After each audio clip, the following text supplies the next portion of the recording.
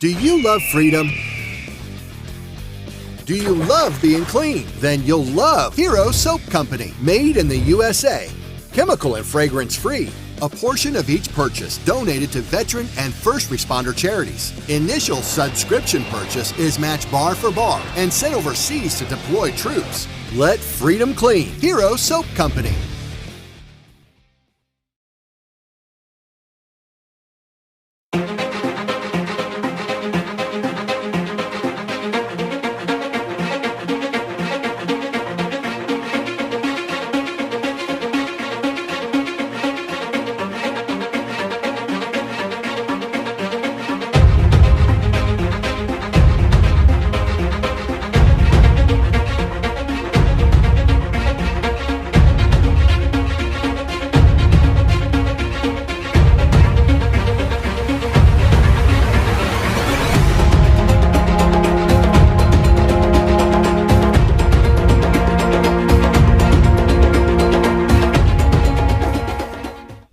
Welcome back to Forbidden Knowledge News. I'm your host, Chris Matthew. Tonight my guest is Brian Kelly. Before I bring him on, I have to thank C60 Purple Power. C60 may be the most powerful antioxidant known to man. It acts as a free radical sponge, eliminating toxins in the body. I feel better than I've felt in years, and you really should too. Check out their website to learn more. You can just click the link in the description or visit c60purplepower.com. If the link doesn't work, you can use coupon code KNOWLEDGE10, and you're going to get 10% off your order plus free shipping. Remember to subscribe to Forbidden Knowledge News on lbry.tv, our official backup channel, and our awesome premium platform, Rokfin. If you haven't checked out Rokfin already, all the epic content and content creators there, you really need to. It's really awesome. Forbidden Knowledge News Con 2021 is now going to be held on Rokfin. That's happening this Friday. It's Friday the 2nd, 3rd, and 4th, all weekend on Rokfin. We're going to have 12 awesome presenters. Visit rokfin.com/FKN+, or click the link in the description to sign up. You can go to forbiddenknowledge.news and check out the lineup. You're going to get access to this year's conference, last year's conference, and the most stellar premium content from us and many, many other content creators. You can also sign up for a free account just to check out and see what it's all about, but you are going to want that premium. I'm telling you, it's great stuff, and that's this Friday, so go ahead and sign up now. You don't want to miss that. Tonight, I want to welcome Brian Kelly. He is an attorney who has spent most of his working career as a computer programmer. His computer resume is long and impressive, with skills covering nearly every facet of modern computing.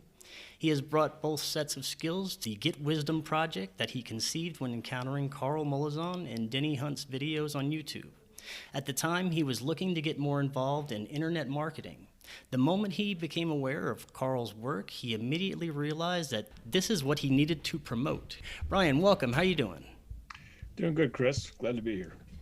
Yeah, welcome. Tonight we're going to be talking about a lot of stuff. Besides Get Wisdom, we're going to be discussing the Anunnaki. Whenever Denny was on, he told me about the research you've done, and it was very fascinating. I want to talk a little bit about who they were, where they're from, what were their goals, and even where are they now, if they're still around, and how they've controlled our reality for basically thousands of years. I've had dozens of researchers on that gave dozens of different versions of who and what the Anunnaki were.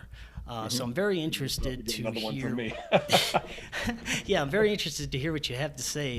It was very compelling when Denny was here, when he was explaining some of the research you've done. Yes. First, how did you get started working with Denny, and what also got you looking into some of the topics like the Anunnaki? Well, you know, I began looking into issues of the paranormal, psychology, who we were, where we came from, religions, world religions. I was raised a Catholic.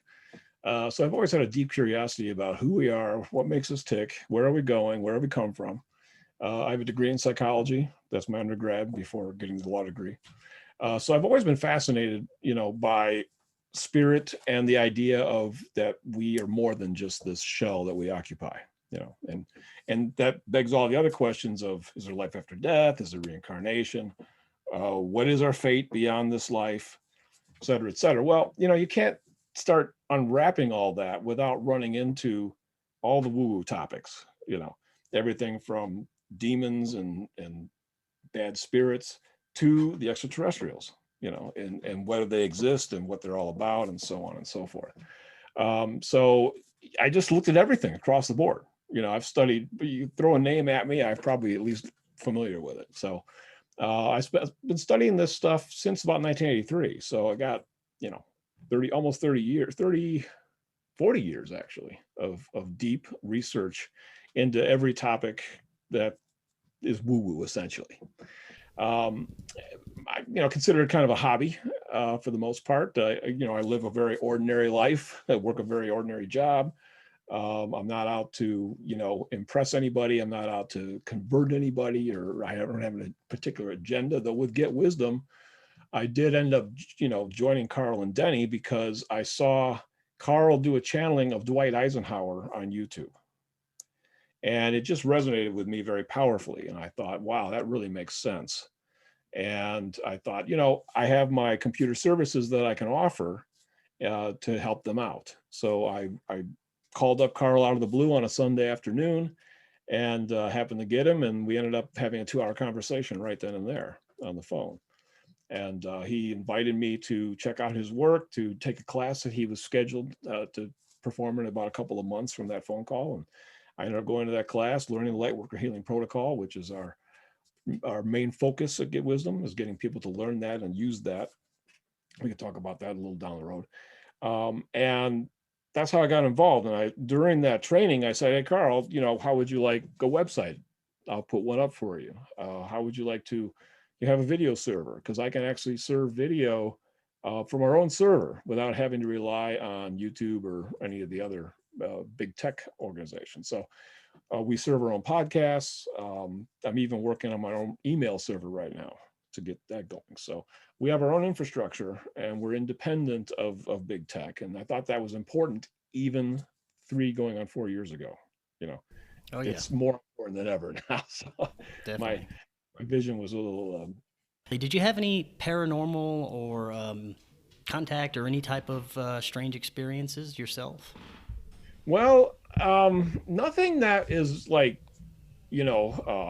extremely eye-opening, but I've had some interesting things. I actually, in 1986, I went and visited Dr. Greer and spent a week with him in his training.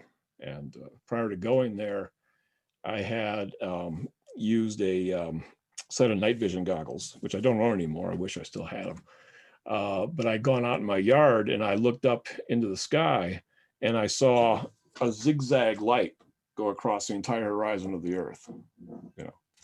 Another time, me and my wife were getting ready to move to our current location, and we were in our old house.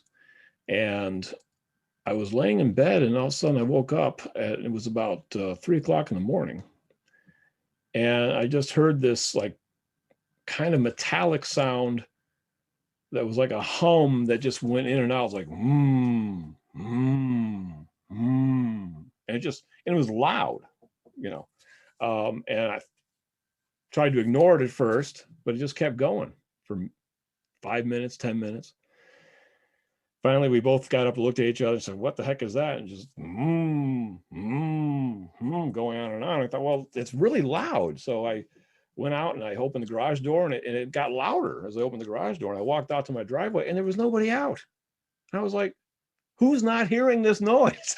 And we stood out in the open driveway. It was a cloudless night. There was plenty of stars out, a little chilly. It was, I forget the exact time of year it was. And so I said, well, let's go check it out. So we hopped in the vehicle, Blazer I got, and we drove just a few hundred yards, exited the subdivision to come up onto a clearing. And I saw off in the distance for just a split second, a flashing red light, a single flashing red light. And then the red light went out and the noise immediately stopped. So, we checked with Creator later on through Carl, and that was a UFO sighting. I was not abducted at that time. I've been told I've never been abducted. But that was called out to see for what, and they said they do that occasionally. They like to do that with people. Wow, Why that's they very chose interesting. at that time, it wasn't. Yeah, it wasn't pretty completely evident why that was the case.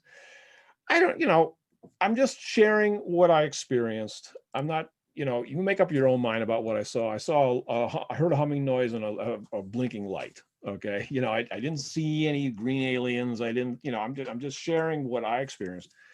My thing is that I'm just curious. I'm curious about all kinds of things. And so I study, I find it interesting. Plus I like to try to put the big picture together. And, people's testimony, I have a tendency to take rather seriously. I don't unlike a lot of people, I don't think everybody's a liar, So if people are writing whole books about their experience, I'm thinking that, they might be sharing something that's worth looking at. I don't dismiss whole categories of topics because the mainstream media or my professor at college said it was garbage. Yeah, I'm definitely. going to look at it and make up my own mind, and people have challenged me on that. I said, let me take a look. If it's nonsense, I should be able to figure it out. If it's not, I'll go from there. So it's just having an open mind is what it's all about. So that's how I've always approached this, and I've kind of developed my own outlook on life. And ultimately, I joined forces with Carl because the one thing that attracted me to Get Wisdom and Carl was I have a philosophy that if we can't save ourselves with prayer, we don't have a prayer. And I say that because we are essentially very powerless in comparison to all the forces in the world that were arrayed against us. We're pretty powerless against our own government even. We're pretty powerless against the technology and the big tech that's out there. We're extremely powerless against the ETs that have technology wildly beyond what we possess collectively, much less individually. So if collectively we're relatively powerless against the extraterrestrials, how much more powerless am I as a single individual against that? And all you have to do is go read a book like Abducted by the psychiatric professor John Mack, Dr. John Mack of Harvard University. And you'll see how powerless we really are in the face of these ETs. Dr. Mack spent a number of years, interviewing people that claimed to have been abducted, and found their testimony to be credible in the sense that because of his psychiatric training, he realized that these people were not delusional, that they didn't want to be a member of the UFO club. They lived very private lives, they lived ordinary lives, and they were careful about who they shared their stories with. They didn't go and broadcast it publicly. So delusional people don't have to behave that way. And so John Mack brought his whole career, his reputation, his expertise to bear in saying that these people experience something. They're not just making it up. And he went through a lot of grief for that. But that's something that you can look at. You can look at John Mack's work and see that, there's something there. I don't know, what. Everybody has to kind of research and make up their own mind. But that's my approach to things. So in that, guys, I've studied, most everything I can get my hands on. Part of it is just fascination. It's like, how many people love watching Star Wars, right? How many people love watching Star Trek? Yeah. We have a tendency, if we could put the label of fiction on it, we think, hey, it's okay. I'm free to go, and I can enjoy it. I can take it in. I can talk about it with my buddies. Yeah, I started doing this too because I was fascinated and get more fascinated every day with it. Yeah, but my approach to the UFO material that's out there, and it's voluminous. I mean, you could spend an entire lifetime reading it and you wouldn't even begin to touch it all. That's how much is out there now. I approach it like it's fiction, and it's fascinating. It's really, really interesting stuff. Even if it turns out to not be true, it was just fun to read. It was fun to read John Mack. Yeah. It's fun to read a lot of this stuff. I guess I never worried about what other people thought of my hobby, It didn't bother me if you think I'm crazy, because I know I'm not crazy. I know that, I put my pants on the right way. I tie my shoes okay. I go to work. I pay my mortgage. I'm not crazy. And why can't I have fun? Take a step back and just look at the stuff as if it's fiction. But people can't seem to do that. Yeah. I can. So that's where I went with it. Now, you're asking about the Anunnaki. So what have I, in my vast voluminous studies, my hobby of looking at this stuff, what have I learned about the Anunnaki? Well, I read all of Zachariah Sitchin's books. Well, I think, I want to start there with Sitchin's books. How accurate do you think his portrayal was, and the translation of the Sumerian tablets and everything surrounding that? My analysis is completely aligned with what the answer from Creator that Carl asked came back as.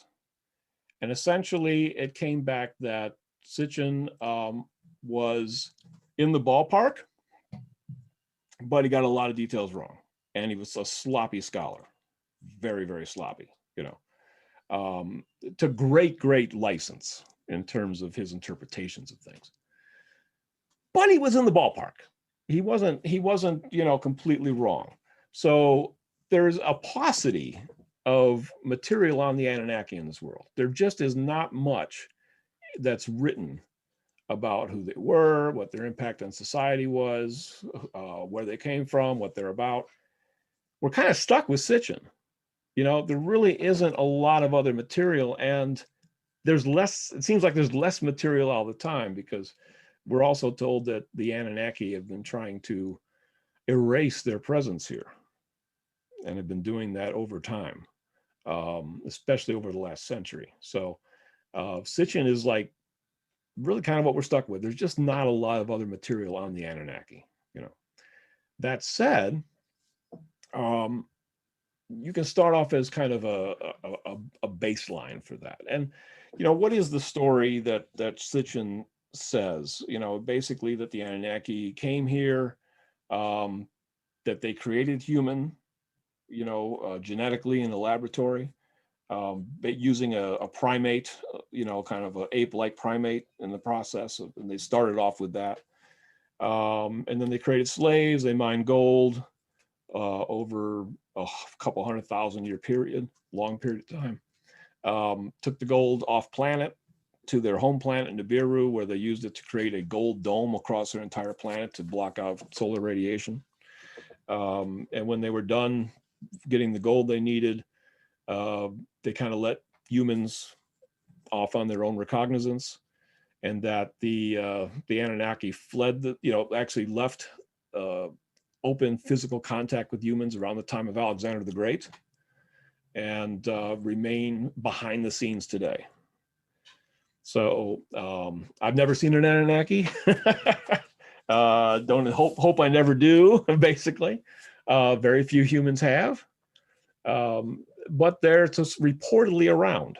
They're on the moon, they're on Mars, they are in underground bases. So they are around, and supposedly they are the ones behind the scenes of our political and financial systems as well. That above the Illuminati are the Anunnaki. Now, what time period did they first come to our planet? I don't remember what Sitchin said about it.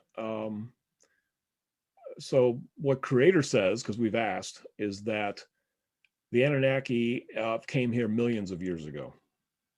And in fact, according to Creator, there have been 2 seedings of humans on planet Earth. So the first seeding was many millions of years ago. And also at the time, Earth was orbiting our twin binary star. It was not even orbiting the current sun. I don't know if you're aware of that, but we are in a binary star system. We have a dead brown dwarf as our twin. But we're told that that was not always the case, and that brown dwarf was once a lit sun. and that the Earth, as we know it today, at that time was orbiting that twin star. We're told the Anunnaki annihilated that first seeding of Earth, the first human population, and that they also killed the star. They used their technology to burn out the star. So they didn't want us around. They were PO'd at the humans that lived at that time. They were through with them. Apparently, like the humans today, the humans back then made terrible slaves. They weren't very cooperative. They were hard to control. They were not rewarding to deal with over a long period of time. And eventually the Anunnaki said, well, we're done with you, and they chose to wipe them out. So that tells you a little bit about the Anunnaki. Yeah, definitely. These are not nice beings, you know. Now, based on what was channeled through Creator by Carl, they did come here to basically make slaves to mine gold for their planet. Well, yes. So we are part of the second seeding of humanity. So there was an initial seeding. We're part of the second seeding. There's really no ruins, so to speak, of the first seeding. The only clue that there was an ancient millions of years ago human population is the stuff that comes up out of coal mines. You know, when they find a coal seam and they pull a chunk of coal out and there's a gold chain in the coal, it's like, how does that happen? That gold chain is from the first human population millions of years ago. Or if they drill down an oil well and bring up, you know, a human artifact, that may be from the first human civilization from millions of years ago. Eventually, Earth migrated from the orbit around the old dead star to eventually come to orbit around our sun. And that was a process that took millions of years, you know. Turns out the dinosaurs, the whole age of the dinosaurs was between the two human populations, not before. So the dinosaurs arose up and populated the Earth after the annihilation of the first civilization of humans by the Anunnaki. We were told that the dinosaurs were brought here and created by Creator, a divine kind of intervention, to cleanse the negativity from the planet. That's why everything was giant, to burn off the collective negative energy from that difficult past. Anytime you create trauma can persist indefinitely. And Earth is a living being like we are. So if you traumatize the Earth, that trauma doesn't dissipate without something doing the dissipating, something that comes in and actually transforms that energy. So a lot of trauma, a lot of aggressive energy required big plants and big animals, you know, many of them violent, in order to transmute that energy and restore Earth to a kind of tranquil place where we humans, who are actually fragile beings, can survive successfully. You know, so that's what we're told from a Creator. I'm not making this stuff up. You know, this is what's coming through Carl. We can always, you know, talk about how Carl came about to be able to channel and all this kind of thing. But I'm just sharing what we have learned in this project. And all this material is available on getwisdom.com. You can go and read up on all the channelings that have happened over the last 4 years. There's thousands of pages of them. Unfortunately, you know, you'll spend a lot of time looking through that. But this is what we've learned about some of Earth's history. And we've learned that the Anunnaki have been around all that time. Now, their civilization is 5 billion years old. That's what we learned from Creator. Has he channeled any information about the brothers themselves, Enki and Enlil? Yes. Seems like, you know, in Stitchin's portrayal, Enki is like a more compassionate brother that actually kind of cares about humanity, and Enlil's the vengeful god who wants to destroy his creation. What did Creator source have to say about that? Well, there's truth to that, but Enki cares about us the way a farmer cares about his cows. You know, we are not on a level with him. You know, he does not consider us peers. He doesn't even consider us children. He considers us pets at best. We are cattle, we're livestock, right? We were created to be slaves. A loving father does not create children to be slaves. So that was never his intention. If he has any kind of fondness for us at all, it's just a basic pride at having accomplished what he set out to accomplish. But he never set out to create peers. He set out to create inferiors that would never be able to to rise to the level of their longevity, their intellectual capability, their technology. That was never part of the plan. And so that's what he did. Now, that said, he succeeded, right? So he set out to create a worker that could replace the Anunnaki that rebelled in the gold mines, and he was succeeded at that project. So his brother Enlil was simply jealous at his accomplishments, because as someone who accomplished the task of creating a worker force, he became the hero of all the Anunnaki that had to otherwise work the mines. He became the hero of the people back home, because that meant that the gold was going to be delivered to help save their planet in the long run. He became the hero of his father, Anu, whereas Enlil didn't pull off an accomplishment nearly as prestigious, as attention getting, and jealous. It's just simple sibling rivalry at the end of the day. Now, you've said it's pretty accurate that they basically modified hominid DNA. They were using their own to modify it with. Is that right? Well, that's what Sitchin says. Okay. Carl asked Creator, and what they encountered was not a simple hominid.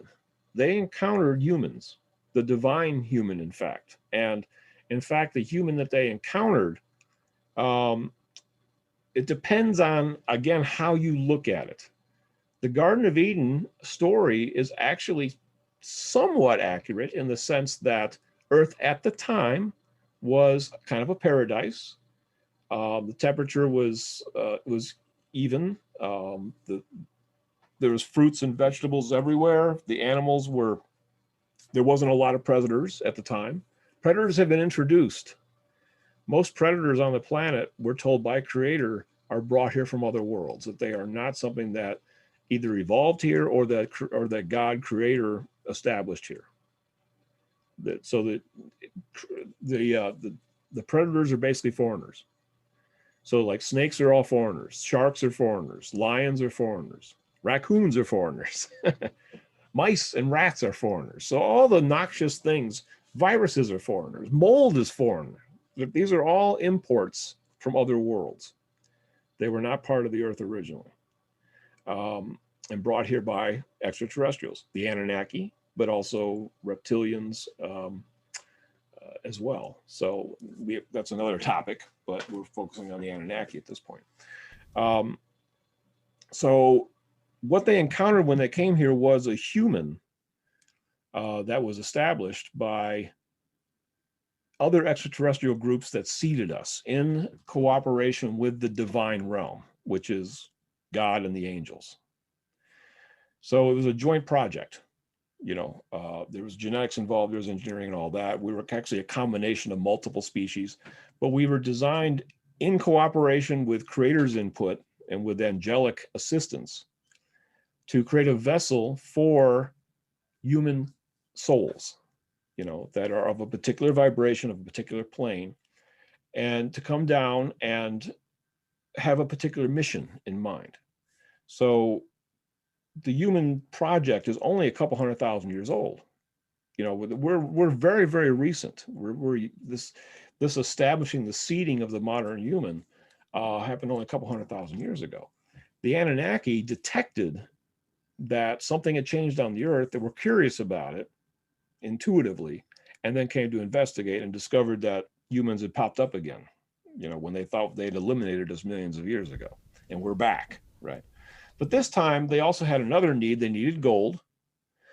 And so when they first started getting gold, they kind of ignored the humans on the planet, and they just used their own Anunnaki until they rebelled. And that's when Enki had the idea of using the human, the divine human, as the prototype. So yeah, hominid, but not a simple one.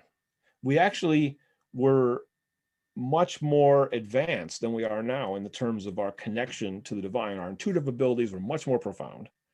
We were telepathic at the time. Basically any ability that a psychic claims to have in terms of being able to see the future and the past, clairvoyance, clairaudience, being able to see spirits, all that stuff, being able to talk to the trees and the plants and the flowers and the star. Humans had all that at the time. But at the same time, they were not aggressive, and they were completely and utterly unable to defend themselves against the Anunnaki with advanced technology, who themselves are very intuitive, who themselves have psychic abilities, who themselves can see the future and the past, or time travelers. The difference is the humans had these abilities relatively naturally, whereas the Anunnaki have it to some extent naturally, but rely on technology mostly for a lot of those capabilities. Now, I do want to talk. Yeah, go ahead. No, I wanted to ask you just briefly about reptilians because you'd mentioned it a few minutes ago. Were they originally here? I've heard from different researchers that they were the original inhabitants of the planet. No, the Anunnaki have claimed this forever. Their civilization is 5 billion years old. They're old. They've been around longer than the Earth has been able to hold life. Period. I mean, the Anunnaki have always considered the Earth their planet. So during the time of Atlantis, the Anunnaki had left to go elsewhere. And they do this occasionally. They come and go. The Anunnaki have reign over the entire galaxy. They can travel in the entire galaxy. So they have lots of projects going on. And Earth is just one project of many. So they come and go. They send a squad, they show up for a while, and they recede. So the Atlantis was a time where the Anunnaki maybe left a handful of individuals and then weren't here in force, right? And so that was a time when there was an opening for the reptilians' civilization. I believe from constellation Lyra. I'm not sure which exactly, but they saw an opening. And Earth is a jewel. Earth has, tremendous biological diversity, tremendous mineral diversity, plus it's a DNA repository for millions of life forms. It's a real jewel. And Creator tells us that. It's one of the most lush planets in the entire galaxy. So it draws a lot of attention. And the reptilians saw an opportunity to come here and try to take over. But guess who else saw an opportunity to come in and try to take over? A group called, that Creator says, comes from the star system Arcturus. And so within the Get Wisdom Project, we call them the Arcturians. You would know them as the Nordics, the blonde-haired, blue-eyed humanoid aliens. Okay. And Creator's the only one that I know of that calls them Arcturians, and identifies what star system they come from. And that there was a war between the reptilians and the Arcturians, and that war is what destroyed Atlantis. And then following I'm not sure I've always been in the back of my mind, it'd be nice to ask Creator some more in-depth questions about what happened at that time period. My own personal speculation is that the Anunnaki, knew that there was these two groups of aliens that were duking it out with humanity stuck in the middle at the time. And the Anunnaki love battles of engagement. They love watching war, just as humans, human males especially love a good war movie. The Anunnaki love watching a conflict between two civilizations, And so they probably sat back off planet and just kind of watched how it all unfolded and how it all went. And then, probably at some point they said, okay, well, enough's enough. And then they intervened, and perhaps with a show of force. Again, I don't know for sure. But basically they forced both the Arcturians and the reptilians to come to the bargaining table and said, dudes, this is our planet. You're not, you're trespassing on our territory. However, you could be useful, and we need contractors. We need, paid contractors to manage humanity. So, here's the rules you have to play by. But in exchange, we'll allow you to, partake of some of the mineral resources of Earth. You can interact with the human population. You can perform studies on them. You can abduct them if you want. You can do different things. And they work this all out, this alliance agreement. And another group, which the Arcturians brought with them in tow, is the little gray aliens, the grays. Okay, so we learned from Carl, from the channeling, that the grays are AI. They're artificial intelligence. They're robots, essentially. And they are completely a creation, a manufacture of the Arcturian civilization. Now the grays have become their own collective. And they have DNA biological components that are mixed in with pure mechanics. So it's not a stretch to say they're very much like the Borg in Star Trek. They really are. They're a collective in their own right. They've become self-aware. They have become independent, and they can manufacture themselves, and they no longer need maintenance because they're self-maintaining. So they become a force to reckon with. And even though they're still compliant to their Arcturian creators, the other ET forces have to reckon with them almost on an equal footing. The reptilians, and to some extent the Anunnaki. The Anunnaki are superior. The Anunnaki have better technology and better tactics and are superior in every way to the Arcturians, the reptilians, and the Greys as well. So this alliance is at the pleasure of the Anunnaki.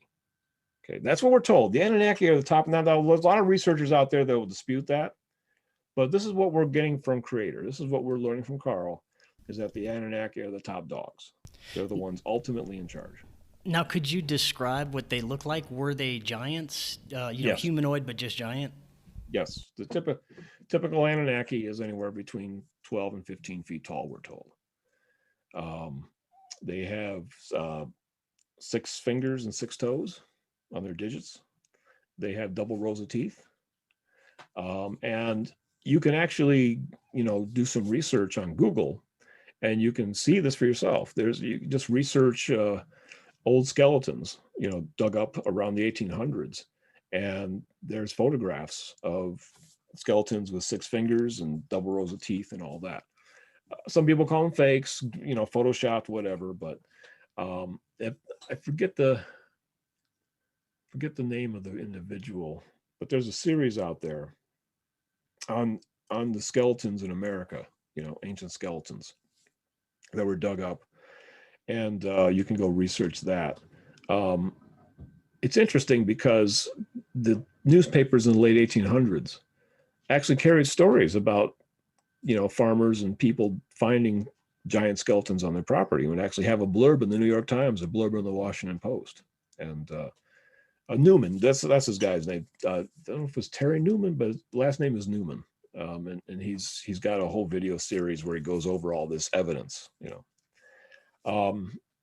There's some speculation that the New York Giants football team and baseball team were named because of the giant skeletons that were well known at that era.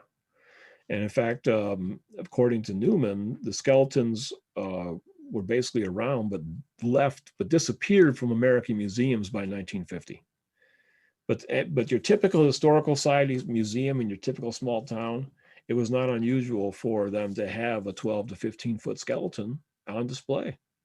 This was common knowledge 100 years ago. I mean, it was, that there were giant skeletons was as common knowledge as the Tyrannosaurus Rex at the Chicago Field Museum. People just knew that they were around, that they couldn't say who they were or where they came from, but everybody knew that there was giant skeletons at the museums. Now, you that said changed. that these beings may still be here? Well, they're not, no, because they've been removed. And according to the research that's been done by Newman and many other individuals, they're removed principally in the United States anyway by the Smithsonian Institute, the No, government. I was talking about the Anunnaki themselves, if they're still around and on this planet. Right.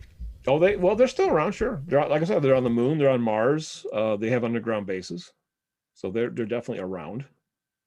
Um, there is an interesting incident on YouTube that the Giant of Kandahar. Are you familiar with that story? Yeah. Yeah, definitely. And so that story is that a platoon of army went missing, and they sent a small squad of special forces out after them to find out what happened to them. And when the special forces came up on a clearing on a ledge and there was a cave opening, they saw that there was what looked like a fire pit and the remains of a radio that was army issue there, and some human bones. And just as they were expecting this fire pit, this giant creature came screaming out of the cave holding a pike and ran through one of the soldiers and literally lifted him up and threw him off like he was nothing, you know. And the lieutenant that was supposedly, you know, part of this platoon ordered everybody to open fire, and they were with their M16s, but it didn't seem to be doing anything. This giant was at least 12 feet tall, and perhaps as much as 15. I don't know exactly how big. I think 12 is what he was slated to be. And then he said, okay, go for the face, go for the face. And so they all shot for the face, and then it was over. The giant was dead within a matter of seconds after that. And then the story goes, they, you know, radioed headquarters. Headquarters sent out a helicopter. They rolled the giant into a net, and the helicopter flew off, and nobody ever saw it again. And they all came back to base. They were supposedly brought in and read the riot act and said, you saw nothing, you know, don't tell anybody. But, you know, soldiers, when they get together to have beers afterwards, of course they're going to talk. And so the giant, you know, a lot of military men said the Giant of Kandahar was, you know, the best known secret out there. You know, it's like everybody knew about it. You know, the stories were legion. It was told, you know, across every, you know, bar stool there was out there within the military. And there was a lot of respect for the people that were initially telling the story too. So we asked Creator about this incident, and we learned that this incident was in fact authentic, that this was a genuine Anunnaki individual. Now, I thought, you know, why in the world? This is an advanced civilization, right? This is a civilization that has mastered space travel, mastered time and space. They're time travelers.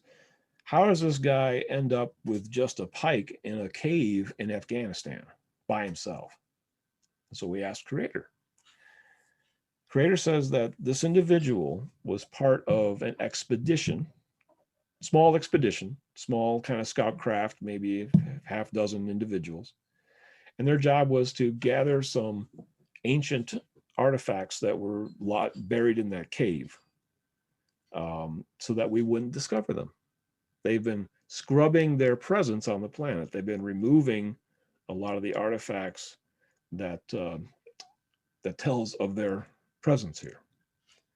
And in fact, their manipulations, they manipulate governments, they manipulate militaries, you know, so their manipulations are behind the destruction of a lot of artifacts in the Middle East and in Afghanistan, you know, that reveals that they were once here. So they've been destroying the evidence.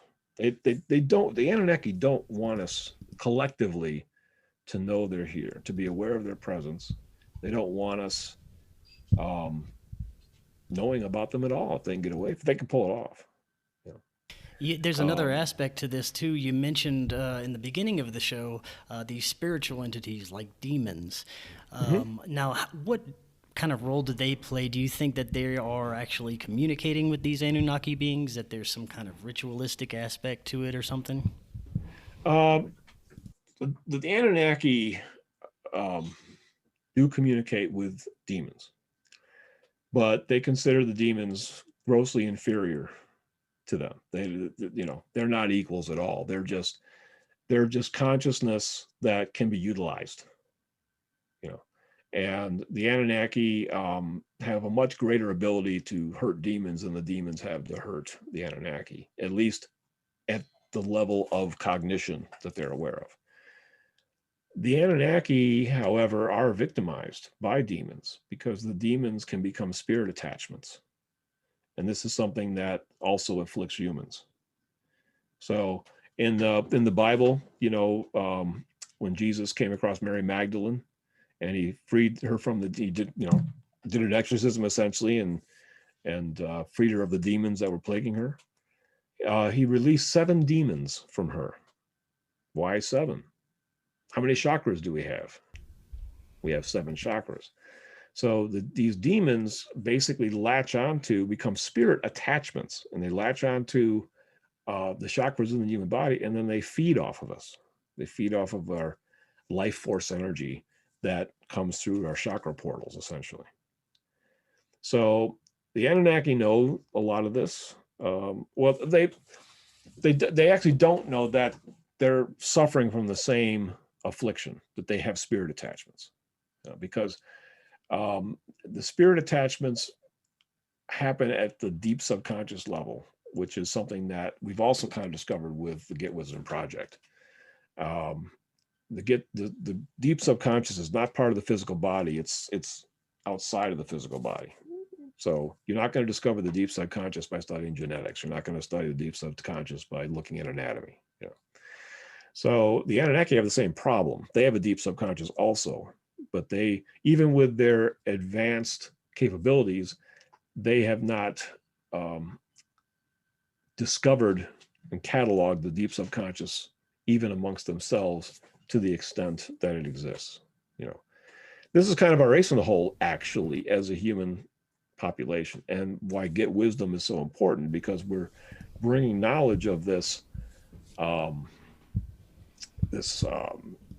Achilles heel, so to speak, to bear, and what we can do is we can help the Anunnaki by doing healing work, and removing spirit attachments. So we're removing spirit attachments from humans the same way Christ did, as well as from the extraterrestrials, because it's the spirit attachments, the demons, that are contributing to their rather unpleasant personalities. Yeah, the source of evil, demons, essentially. That at least they're the original source.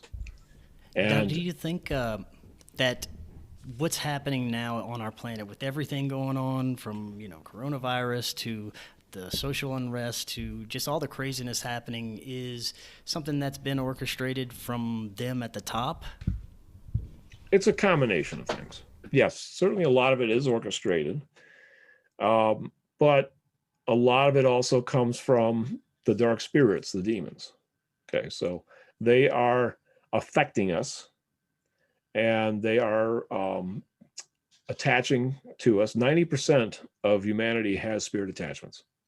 So 9 out of 10 people have spirit attachments, and most probably have as many as 7, 1 for each chakra that they have. And these cause mischief. So they can be a cause of our bad health. They can be a cause of our bad temperament. They can be a cause of our torment and our trauma. And they're real mischief makers. And they do that because they need our energy to survive. See, demons have been cut off from Creator, from the divine realm. The other thing we're told from Carl, and what we've learned from Creator, is that we are part of God.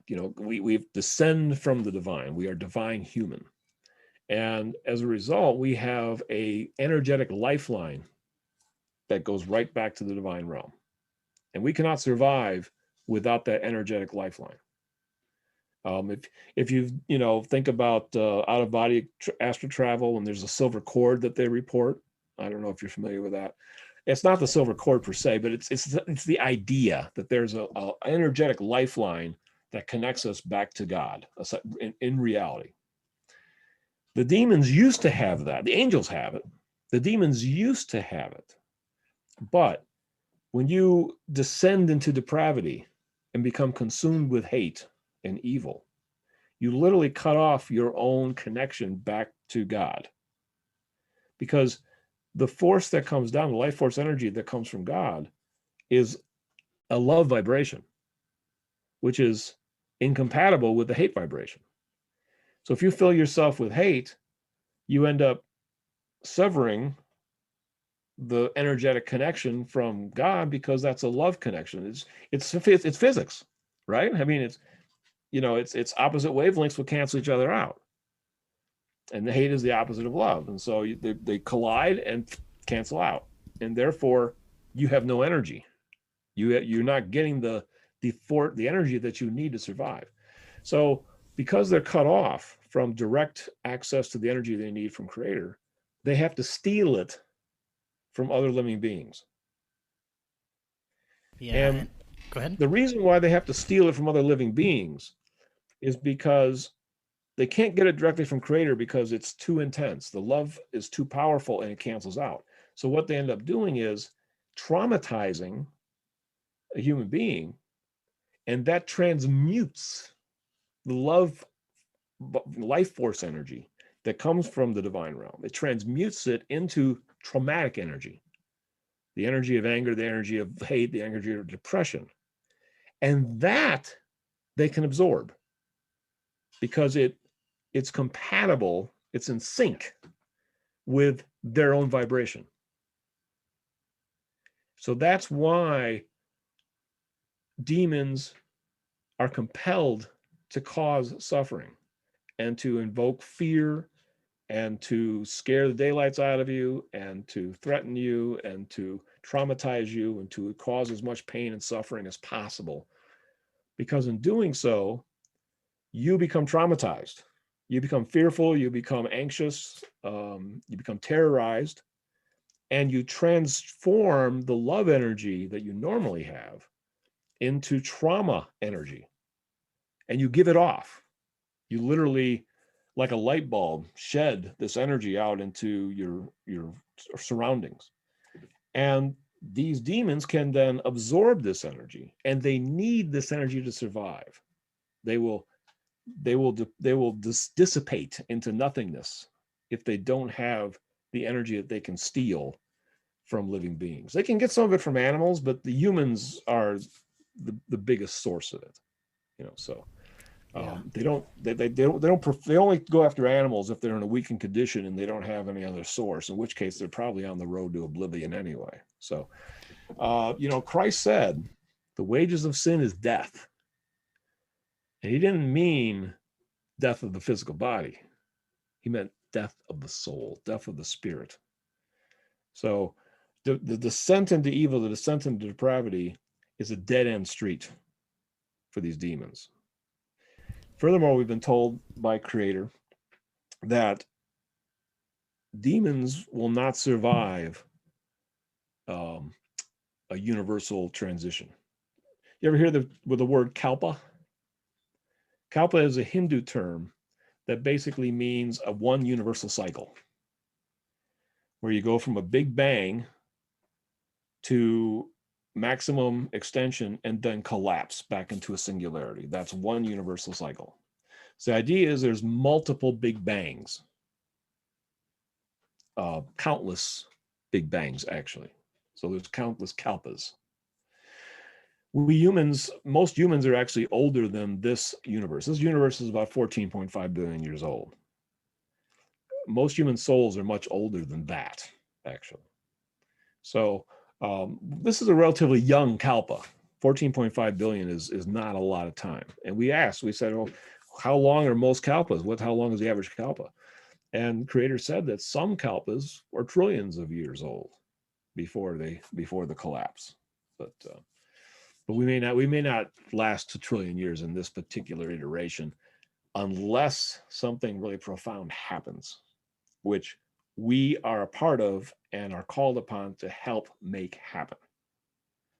Okay, so the Anunnaki are ultimately in control of the planet. They control the planet top down through the Illuminati, and then they control all the governments of the world that way. They control finance. And so ultimately they control us.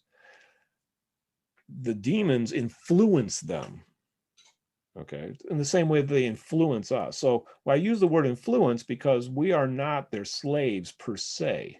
We have free will, and but we are influenced to the extent of extreme anxiety, terror, what have you. And so that does impact our behavior, but we can still resist.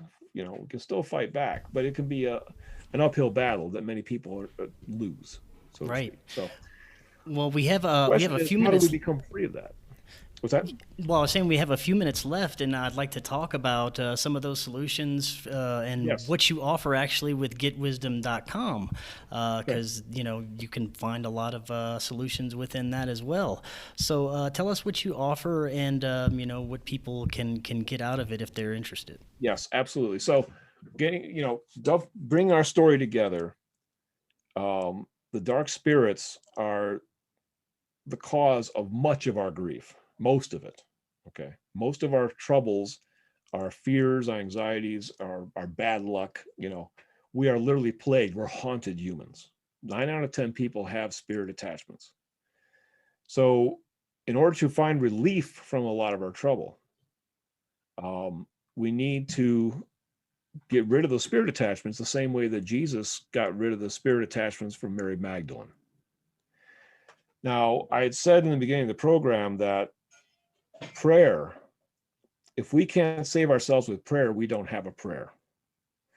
So the Lightworker Healing Protocol is really just a big prayer, but it's a prayer that is very specific, very specified.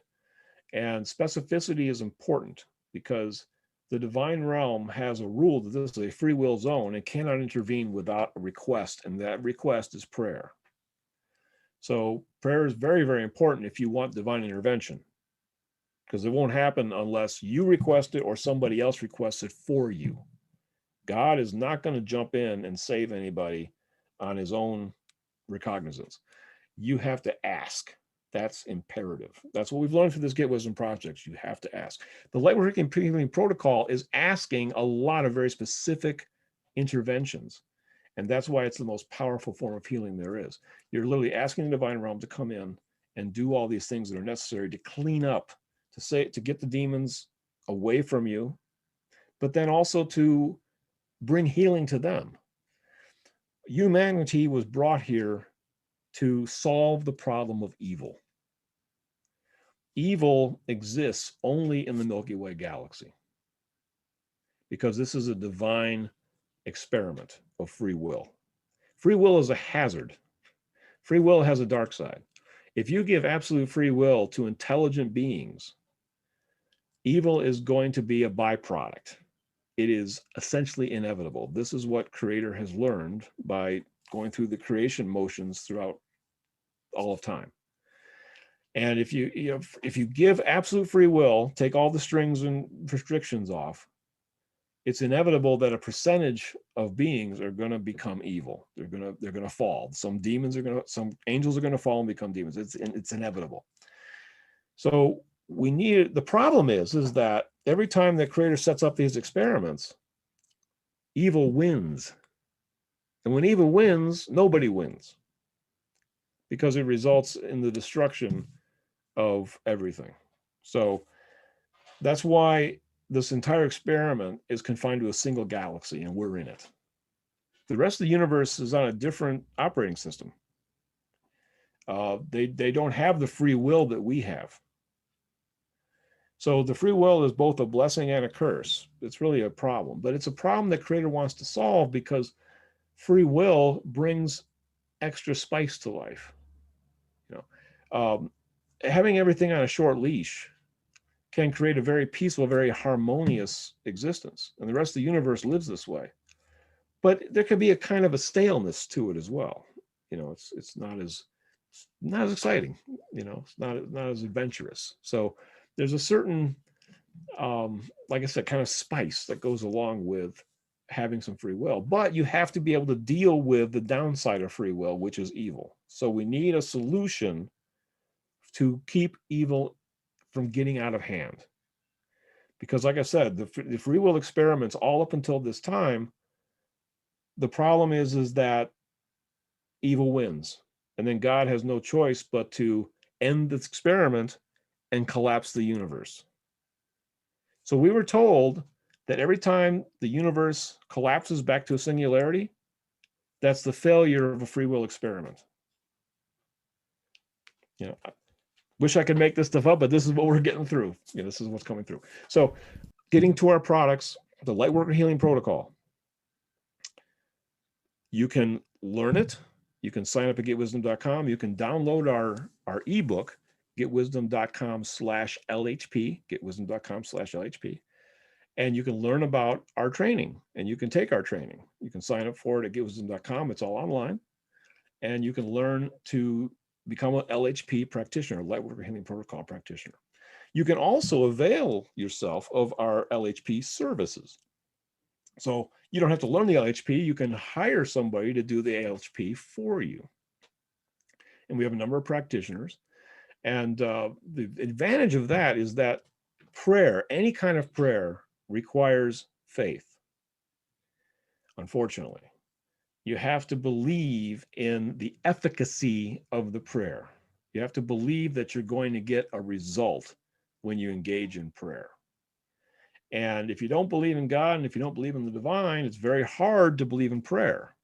And if you don't believe in prayer, you can go through the motions, but you're not going to get the results. So it's kind of a catch-22. It's like, well, how do I learn to believe in prayer if I don't believe in prayer, but I need prayer to work in order to believe in it, but prayer won't work if I don't believe in it, right? Kind of, you know, Yeah. We can break that cycle. You can hire a practitioner to do it for you. And you can engage their belief in their ability to deliver results. And so you can have a crisis of faith, but then you can hire an LHP practitioner to do the Lightworker Healing Protocol for you or for a loved one. And the loved one doesn't even have to believe in God. They could be an atheist, stone cold atheist, but you can hire a Lightworker Healing Protocol practitioner to do the Lightworker Healing Protocol for them and bring them real benefits. You know, help them with whatever dilemma they're having in life, whether it is health, relationships, finance, whatever difficulty. You know, you can focus on the Lightworker Healing Protocol and that request, and you can manifest miracles, quite literally. That's wonderful. So this is our mission. This is our Get Wisdom mission, is to spread the word about the Lightworker Healing Protocol, the power of prayer, and empowering people to change themselves and, in a sense, change the world as well. So if we can't change ourselves, if we can't change the world with prayer, we don't have a prayer. So that's well said. Brian, thank you so much for coming on tonight. There's so much more we could discuss, so I'd love to have you back on sometime in the future. Absolutely, be glad to. Awesome. Well, have an excellent evening, and until next time, everyone, have a great night.